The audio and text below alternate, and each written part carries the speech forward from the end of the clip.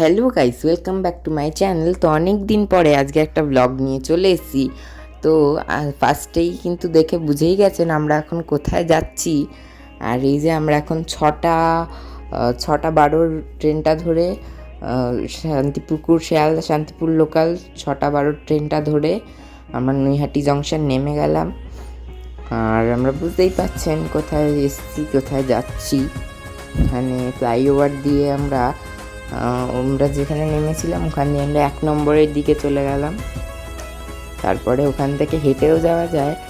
আর আমরা ওখান থেকে টোটো করে চলে যাচ্ছি কিন্তু বড়মান মন্দিরে। আর প্রত্যেকজনের কিন্তু 10 টাকা করে ভাড়া, মানে পার পার্সন 10 টাকা করে ভাড়া নিল। আর আমাদের সঙ্গে কিন্তু দিদা দাদুও ছিল। এই যে এবার মন্দিরের সামনাসামনি চলে এসছে। আর ওখানে অনেক ডালার দোকান রয়েছে, অনেক দোকানও রয়েছে, আবার এমনি ফুটপাতের উপরও ডালা নিয়ে অনেকে বিক্রি করছে। আর এই যে আমরা একটা ভালো মিষ্টির দোকানে, মানে আর কি ডালা বিক্রি করছিল, সেই দোকানটায় ঢুকলাম। এই দোকান থেকে আমরা ডালা নিলাম।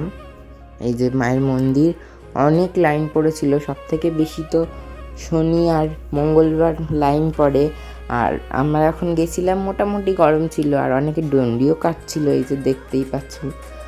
আর অনেকটাই লাইন পড়েছিল, তবে তাড়াতাড়ি হয়ে গেছে। এর থেকেও বেশি লাইন কিন্তু পরে আমরা ফোনে ভিডিও দেখেছি, কিন্তু আমরা যে গেছিলাম লাইন পড়লেও তাড়াতাড়ি হয়ে গেছিলো, খুব একটা কষ্ট হয়নি।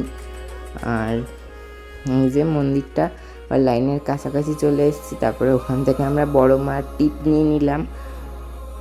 আর এই যে মন্দিরের ভেতরেও কিন্তু অনেকটা সেই তারাপীঠের মতন র্যাক র্যাক করে লাইন করা। এই যে এদিক থেকে ঘুরে আবার ওদিক থেকে গিয়ে এরমভাবে কিন্তু অনেকটা লাইন ঘুরিয়ে ঘুরিয়ে ঘুরিয়ে ঘুরিয়ে তারপরে মেন গর্ভগৃহে ঢুকতে দিচ্ছে। তাই জন্য অনেকটা আর কি গিজগিজ করছে লোক। এবার আমরা গর্ভগৃহে ফাইনালি ঢুকতে পারলাম।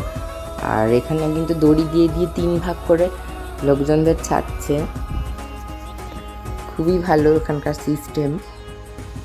এই যে আমরা এখন দাঁড়িয়ে রয়েছি আর মায়ের দর্শনও পেয়ে গেছি দূর থেকে। আমরা কাছাকাছি চলে এসেছি। এরপরে আমরাও ডালা দিয়ে মাকে পুজো দেবো। মানে পুজো দেওয়ার কোনো নির্দিষ্ট নিয়ম নেই। ফুলগুলো ওখান থেকে নিয়ে মায়ের জন্য ফুলগুলো মায়ের পায়ে দিয়ে তারপরে আবার ডালাটা দিয়ে দিচ্ছে, কোনো পারফেক্টলি পুজো দিচ্ছে না। আর এখানে সবাই আলতা সিঁদুর দিয়ে যাচ্ছে পুজো দেওয়ার পর, আমরাও দিয়ে গেলাম। তাই তারপরে আমরা আবার গঙ্গার পাড়ে চলে এসেছি। ওখানে থেকেই আমরা চা বিস্কুট খেয়ে নিচ্ছি। আর এই যে গঙ্গার পাড়ে কচুরিপানা ভর্তি, ওখানে অনেকে স্নানও করছে।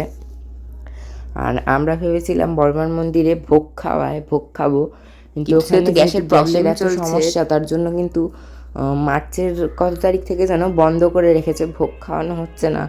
তো তারপরে আমরা ভেবেছিলাম ওখানেই খাবো। ওখানে তো এই যে এখানে একটা হোটেলও রয়েছে, এখানে কিন্তু অনেকে থাকে আর খাওয়া দাওয়ারও ব্যবস্থা আছে এই হোটেলটায়।